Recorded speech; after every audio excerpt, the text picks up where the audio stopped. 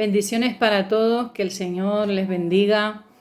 En este día quiero dar gracias a Dios porque Él ha sido bueno. El Señor ha sido bueno. Le damos gracias a Dios por cada uno de vosotros, por cada uno de mis hermanos en Cristo. Doy gracias a Dios por mi familia, por mis hijos, por el trabajo. Le doy gracias a Dios porque nos ha provisto de todo aquello que hemos estado necesitando. Y le doy gracias también al pastor por la oportunidad que me ha dado de compartir con vosotros una pequeña parte de la palabra, y quería compartir el Salmo 134. Pero el pastor también nos ha dicho que si podíamos aprendernos algún salmo. No he elegido el 119. Eso lo voy a dejar, ese reto lo voy a dejar para otros hermanos que tienen más facilidades que yo de aprendérselo. Amén, aleluya. Salmo 134 dice así: Mirad, bendecid a Jehová vosotros todos los que en la casa de Jehová estáis por las noches. Levantad vuestras manos hacia el santuario y bendecid a Jehová. Desde Sión te bendiga Jehová, el cual hizo los cielos y la tierra. Gloria a Dios. Aleluya. El Señor es bueno. El Señor es bueno. También quería resaltar otro versículo en el Salmo 89 que dice: Bienaventurado el pueblo que sabe aclamarte, andará, oh Jehová, a la luz de tu rostro.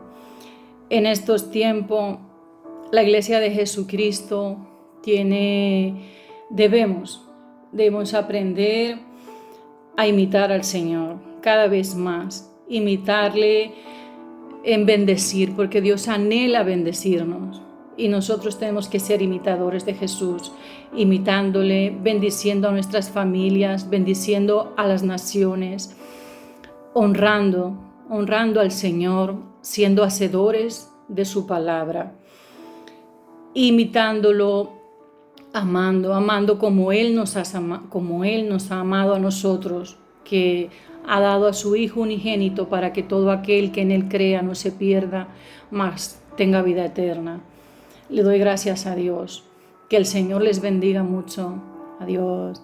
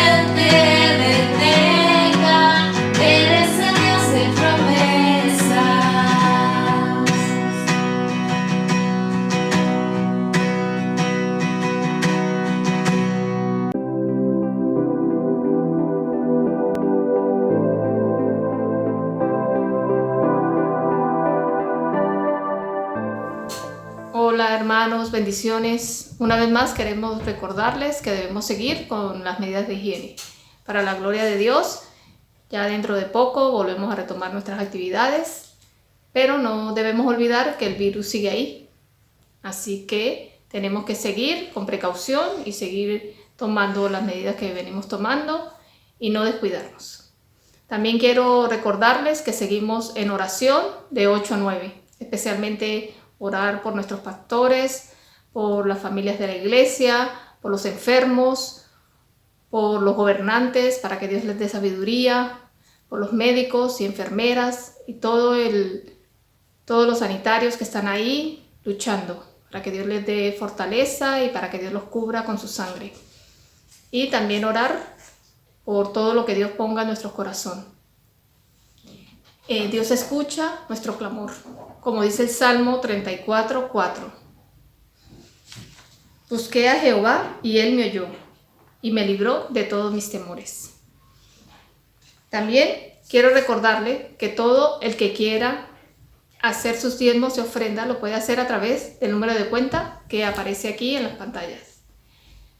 Los diezmos y las ofrendas son muy importantes para la expansión del reino de Dios, pero también nos dice su palabra que es de bendición para nuestras vidas. Lo dice en Malaquías 3:10.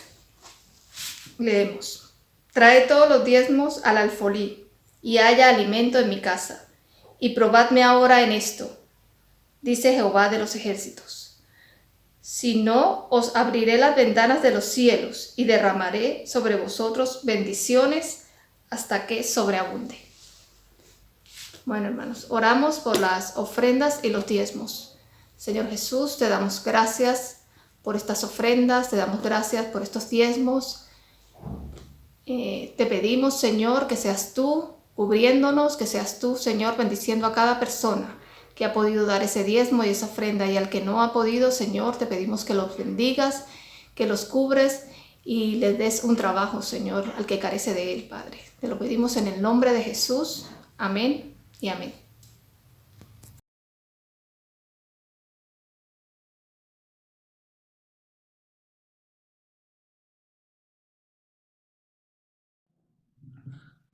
Hermanos, vamos ahora al tiempo de la palabra, que sabemos que sí, amén.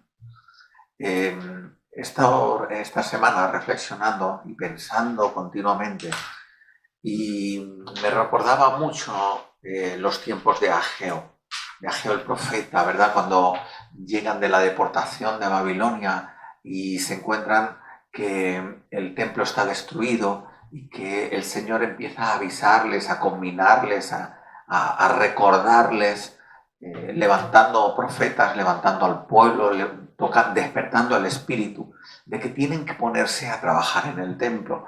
Y, ¿sabes? En estos tiempos en los que vivimos, donde la mayoría de iglesias no les ha quedado otra que bueno, dejar de acudir a los templos, a las iglesias, a los puntos de encuentro donde solíamos pues, celebrar reuniones y tener nuestros cultos de alabanza y de adoración y de predicación de la palabra, y no ha quedado otra que venir a las casas, ¿no?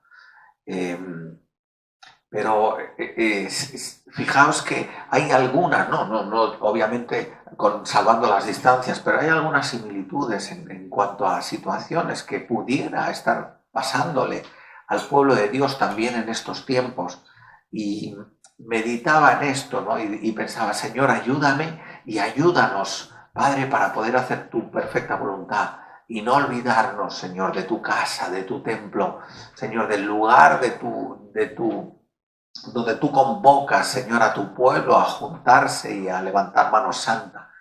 Me acordaba mucho el pasaje cuando dice la Biblia que Jesús mismo tenía la costumbre de ir a la sinagoga. Dice, llegó, se sentó en la sinagoga, dice, conforme a su costumbre.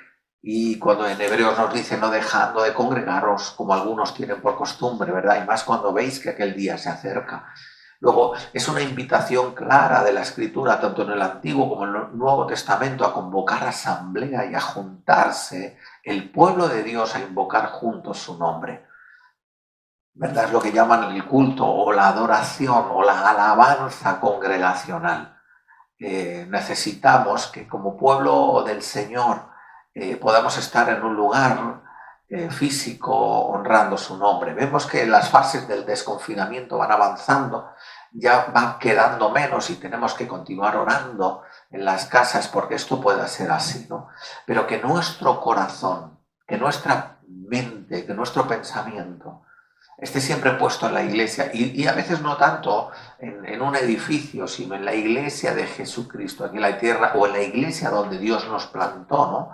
En este caso en la amada iglesia de Malgrad, de Mar, ¿no? Betel. Pero para esto quería leeros muy brevemente, pues no podemos analizarlo en profundidad, pero podríamos ir al libro de Ageo, al libro del profeta Ageo, profeta menor, Ageo, y podríamos meditar un poco en algunos pasajes, algunas cosas que nos dice y que ciertamente llaman la atención, ¿no? Como os decía antes, las circunstancias en las que se encuadra el tiempo del libro es que ellos regresaban de la deportación de Babilonia.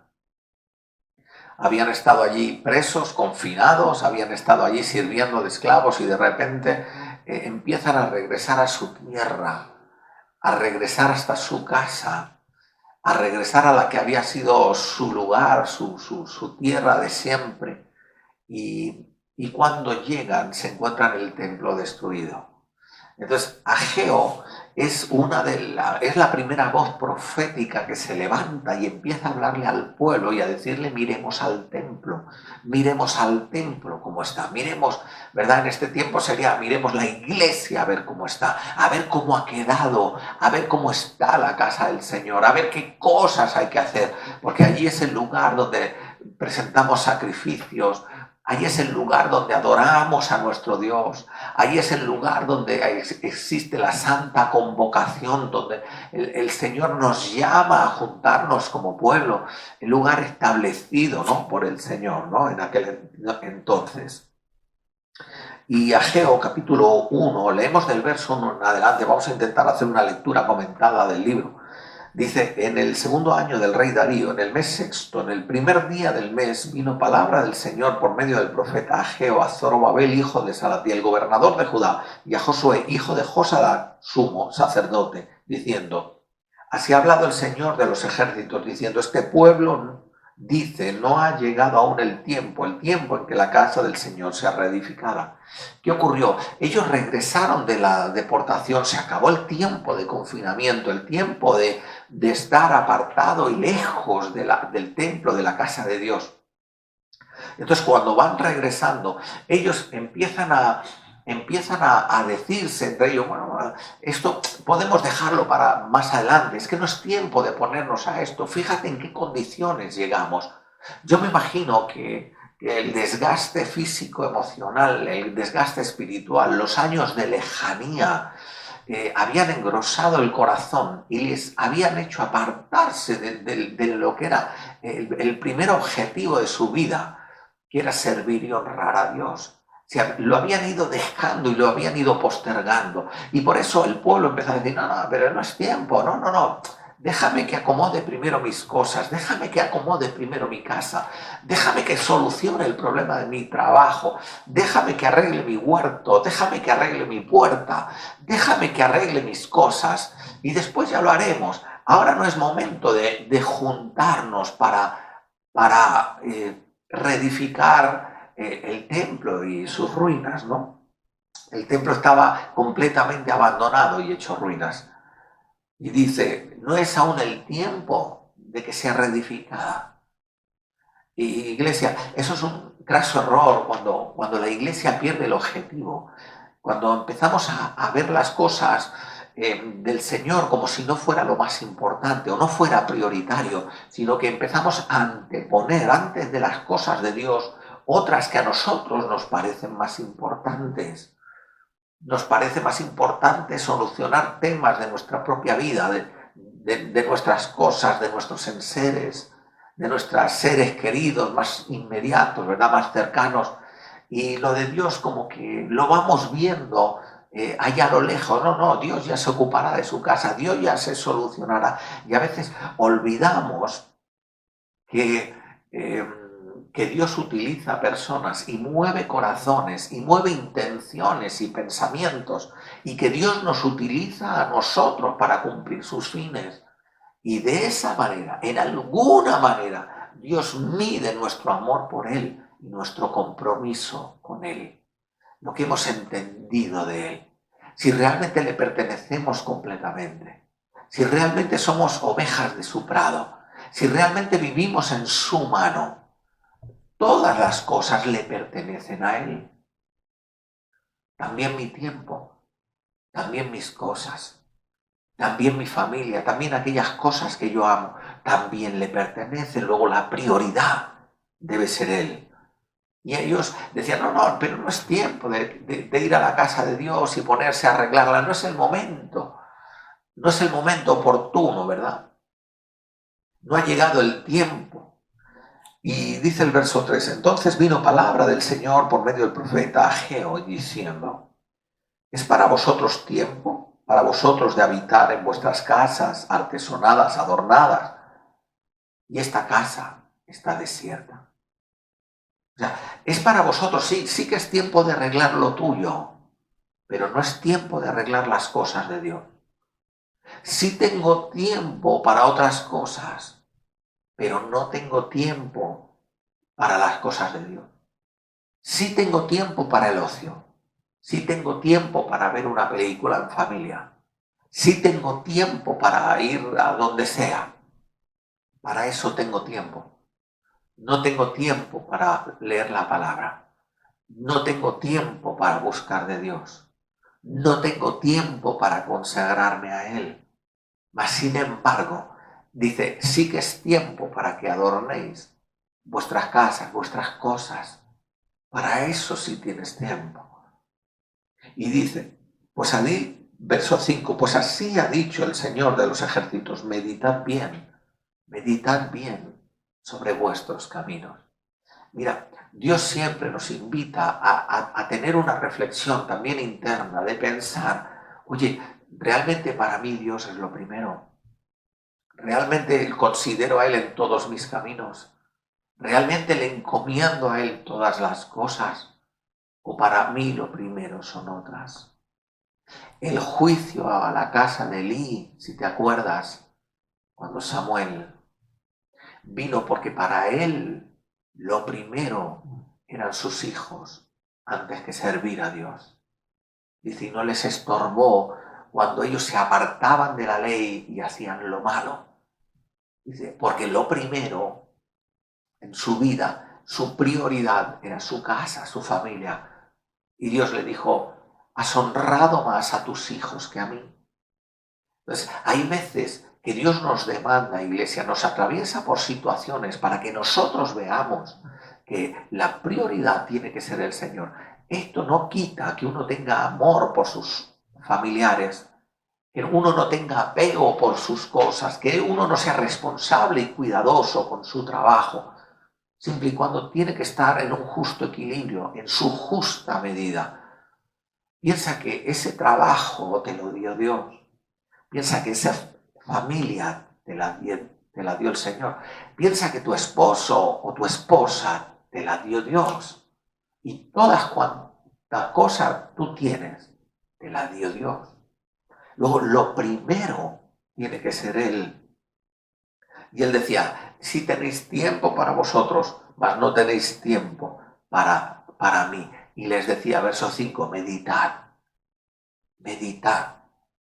Dice, sembráis mucho y recogéis poco. Estaban todo el día trabajando y se dedicaban a querer, a tener proyectos, ambiciones. Dice, sembrar. Uno cuando siembra espera tener una buena cosecha. Y cuando siembras en abundancia, esperas recoger en abundancia. Y dice, sembráis mucho. En otras palabras, dedicaba muchas horas, mucho tiempo, mucho esfuerzo. Y tiraban en los campos, preparaban los surcos, tiraban el grano, y lo arropaban.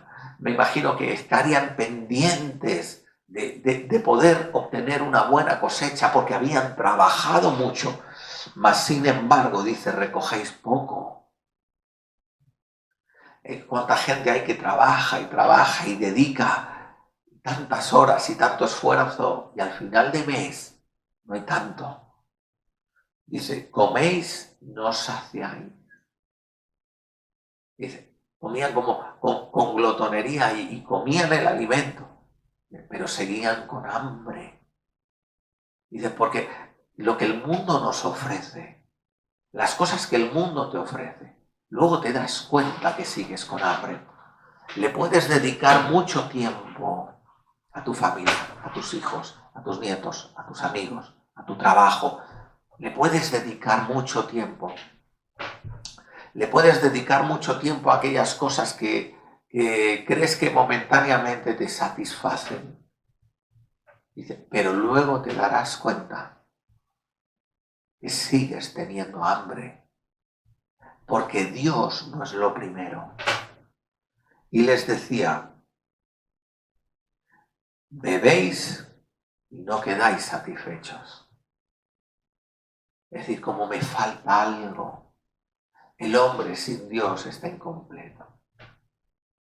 El hombre sin Dios en su corazón, sin servirle, sin cumplir su propósito y su voluntad, está incompleto. ¿No le dijo Jesús a esa mujer samaritana sentada en el pozo en Sicar, el que beba del agua que yo le daré, no tendrá sed jamás? Dice, os vestís y no os calentáis. Y el que trabaja a jornal, recibe su jornal en saco roto, en otras palabras, como si tuviera un agujero, un sumidero por donde se escapa todo lo que uno gana. Es decir, pero si tenía esto y ya no lo tengo, pero si gano tanto y no tengo nada. Fíjate. Y dice, así ha dicho el Señor de los ejércitos, meditad bien, ¿qué está pasando? Meditad bien sobre vuestros caminos. Y luego les dice, les da una directriz, subid al monte, traed madera, reedificad la casa y pondré en ella mi voluntad y seré glorificado, ha dicho el Señor. Dijo, subid al monte y traed madera, traed todo lo que hace falta, reedificad la casa, que Dios sea lo primero. Mira, una cosa me aprendí en una iglesia en la que yo me convertí. Yo no quisiera hablar del tema material porque no es así, pero sí que sirve como parangón, ¿no? Como ejemplo de que Dios debe ser lo primero. Yo recuerdo que había un anciano en la iglesia, bueno, era anciano de cargo, pero un chico joven, Héctor. Él reside hoy en Estados Unidos y era el ayudante del pastor. Y el hombre trabajaba y se pagó los estudios limpiando botas. Era un chico de una familia muy humilde, en Chitre, muy sencilla. Y cuando él salía de la escuela, él cogía su caja con el betún, los trapos, esto, y era común ir a los parques. Y entonces era un limpiabotas, limpiaban las botas de la gente. Y así él llevaba un dinero a su casa para su familia y para sus hermanos. Este muchacho era el segundo del pastor. Trabajaba. Y aún en lo poco que ganaba, él siempre nos explicaba, decía, lo primero que hago cuando llego a mi casa es que yo aparto el diezmo del Señor. Y lo demás lo doy a mi familia, pobre. Me recordaba la viuda que dio 2 blancas. Y Jesús la ensalza y dice, esta mujer ha dado más que todos vosotros. Porque vosotros le habéis dado en la ofrenda de lo que os sobra, mas esta mujer dio de lo que le falta. Me encanta porque la enseñanza no es que Jesús tomara las 2 blancas y le dijera, tenga mujer, no hace falta. No, las recibieron porque era bendición para su vida. Porque el que siembra bien, recoge bien. Y les decía, subid al monte, traed madera, reedificad la casa y pondré en ella mi voluntad y seré glorificado, ha dicho el Señor. Estamos en tiempos parecidos, no estamos intentando hacer la obra en la iglesia, estamos pidiendo presupuestos, estamos en contacto con algunas empresas, buscando la manera, ¿verdad?, en este tiempo de confinamiento, de que pueda avanzar la obra que estamos presentando, hablando con el arquitecto, preparando las cosas, hablando con herreros. Ya pronto tiene que venir el hermano Orlando, tomar las medidas, pedir la madera, poner el antipánico en la puerta y en principio la primera fase completada. Y estamos en esas, ¿no? Reedificar, subir al monte, hagamos la casa de Dios. Y dice, verso 9, buscáis mucho y halláis poco, y encerráis en casa y yo lo disiparé en un soplo. Fíjate, eran personas que tenían una mentalidad egoísta, como lo habían pasado tan mal, ellos decían, no, primero mi casa, primero mi casa. Y se olvidaban que primero es la casa de Dios, primero son las cosas de Dios, que más bienaventurado es dar que recibir, es servir en la casa de Dios, dar mi tiempo a la casa de Dios, darle mi dedicación, darle mi esfuerzo, mi trabajo, darle mi primera oración de la mañana y la última de la noche. Señor, tu pueblo, tu casa, Señor, que no falte. Dice, y os encerráis en casa, y el Señor le dice, yo lo disiparé de un soplo. Lo que estás haciendo, lo disiparé de un soplo.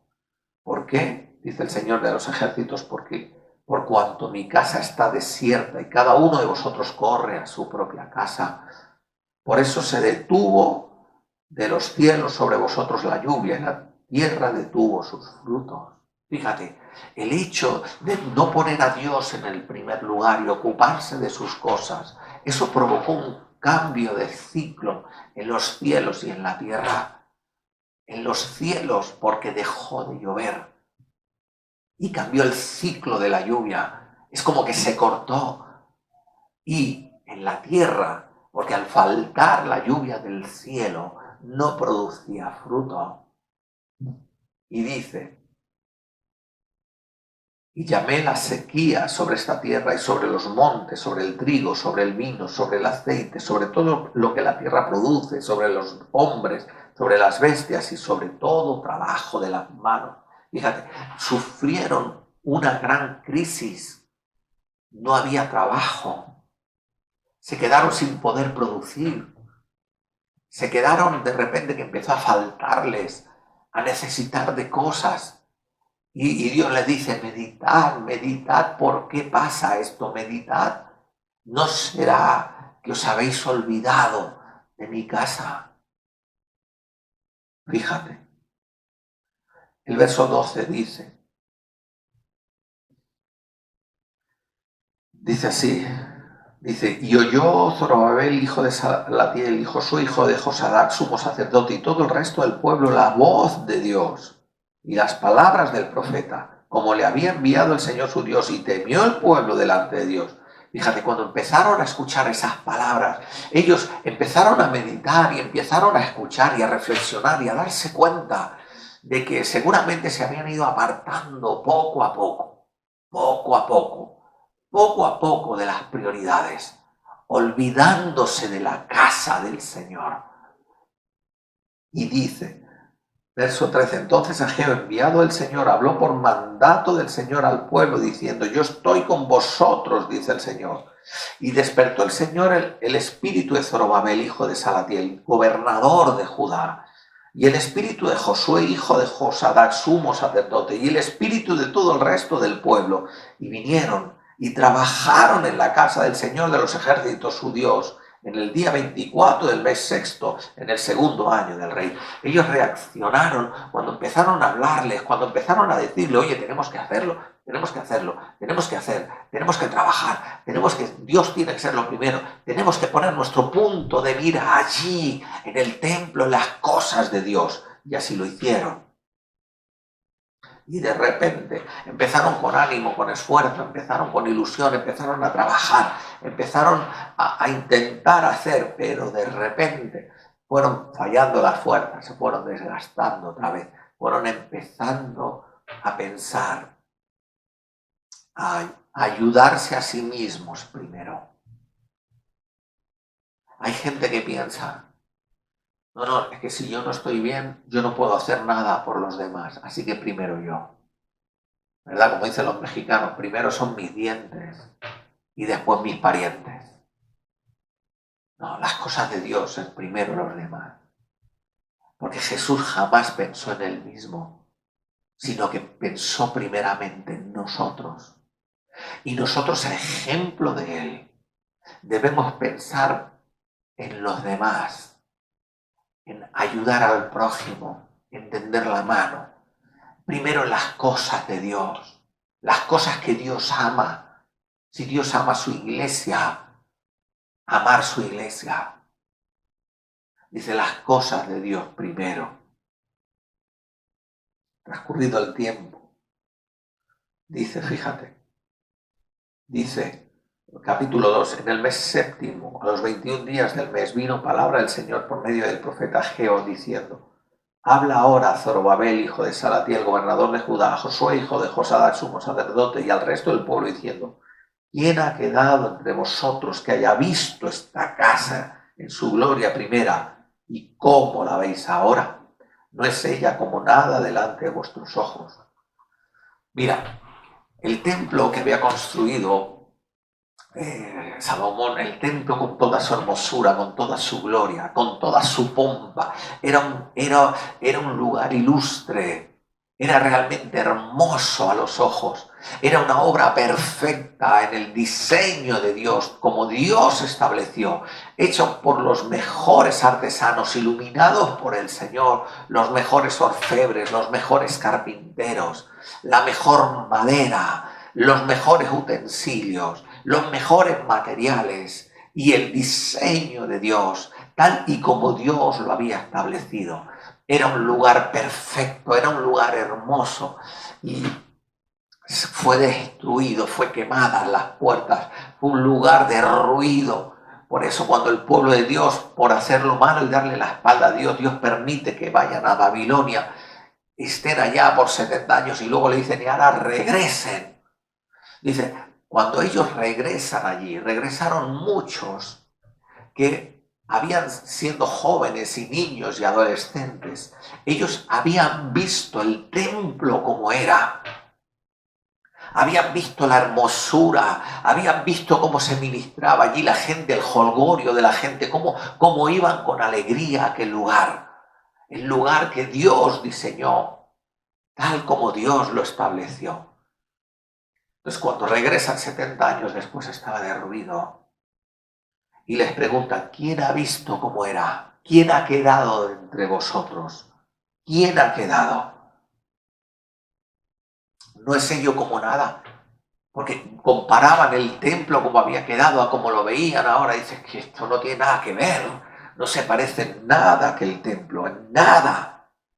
Y entonces el Señor les habla y dice: esfuérzate, Zorobabel. Esfuérzate también, Josué, esfuércese todo el pueblo de la tierra, porque yo estoy con vosotros, dice el Señor, según el pacto que hice con vosotros cuando salisteis de Egipto, así mi espíritu estará en medio de vosotros, no temáis, porque así dice el Señor, dice: de aquí a poco yo haré temblar los cielos y la tierra, el mar y la tierra seca, y haré temblar a todas las naciones, y vendrá el deseado de las naciones, y dice: llenaré de gloria esta casa, ha dicho el Señor de los ejércitos, mía es la plata, mío es el oro, dice el Señor de los ejércitos. La gloria, y aquí dice, la gloria postrera de esta casa será mayor que la primera, ha dicho el Señor de los ejércitos. Y daré paz en este lugar, dice el Señor de los ejércitos. Fíjate, empieza a decirles el Señor: oye, mira, ¿quién ha quedado que vio cómo era el templo? Han quedado, los ancianos se pondrían de pie. ¿Quién de vosotros lo vio? ¿Y verdad que ahora a vuestros ojos esto no vale nada? Dice: pues yo os digo una cosa, la gloria postrera de esta casa será mayor que la primera. Aquellos que han visto la gloria de Dios descender en la iglesia de Malgrad, aquellos que han visto el poder de Dios derramarse, aquellos que han visto gente sanarse, aquellos que han visto gente recibir el bautismo en el Espíritu, empezar a hablar en lenguas, aquellos que han escuchado profecías de poder y de gloria, aquellos que han sentido su presencia como llena las vidas y los cuerpos, aquellos que han visto cómo la palabra de Dios atraviesa los corazones, cómo los corazones las vidas empiezan a temblar ante su presencia. Aquellos que han visto a la gente acudir a la iglesia y rendirse ante el Señor, aquellos que han visto la gloria de Dios descender. Dice, la gloria postrera, la gloria final, la gloria que viene sobre la iglesia, dice, será mayor que la que hemos visto hasta ahora. Así pues, pensemos en la casa de Dios. Pensemos en su casa. Seamos valientes, pongámoslo primero. Y acuérdate, también trae tus diezmos, tus ofrendas, tus primicias, para que la obra de Dios pueda hacerse. Que Dios sea lo primero, que sea lo primero en tu casa. Y Dios va a responder conforme a su fidelidad. Dios no te va a fallar, ni a ti te va a faltar, ni la harina ni el aceite te va a escasear, porque palabra fiel es esta y digna de ser recibida por todos. Señor y Padre, vamos a orar. Señor y Padre, que tu palabra de vida, Señor, transforme nuestros corazones en Cristo Jesús, que dé fruto y fruto en abundancia. Bendice cada casa, cada hogar, desde el más grande hasta el más pequeño, Señor, y que tú puedas ser lo primero en nuestra vida. Te lo pedimos todo en esta hora y te damos gracias.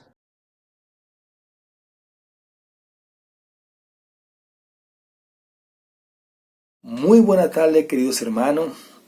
Un domingo más que nos toca adorar al Señor desde la casa, pero no por eso vamos a dejar de adorarlo y de glorificarlo.